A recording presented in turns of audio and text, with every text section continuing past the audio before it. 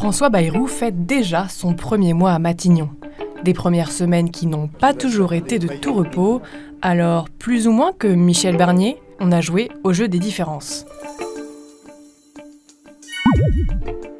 Nommé Premier ministre le 13 décembre, François Bayrou est à peine installé à Matignon qu'il fait face à sa première controverse.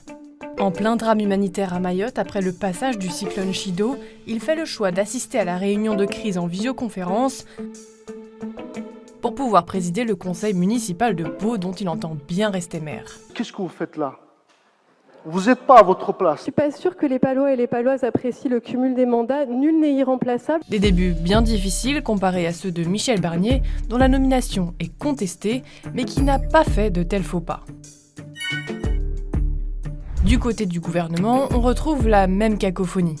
On se souvient du duel par médias interposés entre Bruno Retailleau et Didier Migaud sous le gouvernement Barnier. On a créé, je pense, en France, depuis trop longtemps, un droit à l'inexécution des peines.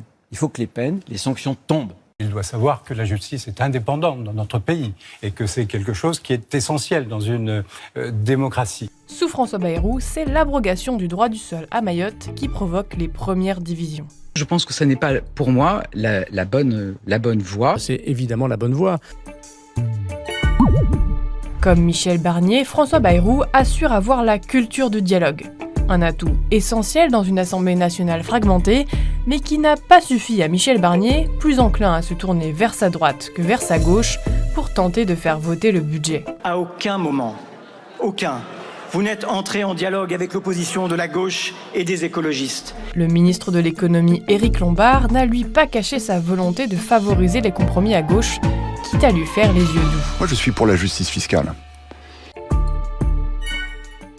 Un appel du pied qui n'a pas tout à fait convaincu la gauche. S'il n'y avait pas de concessions qui étaient des concessions remarquables pour les Françaises et les Français, eh bien nous étions prêts à nouveau à prendre nos responsabilités, y compris par la censure. Comme son prédécesseur, François Bayrou vit ses débuts à Matignon sous la menace très forte de la censure. Michel Barnier a connu la même pression, à laquelle il a répondu à coups de concessions faites au Rassemblement national sur le budget de la sécurité sociale, en vain.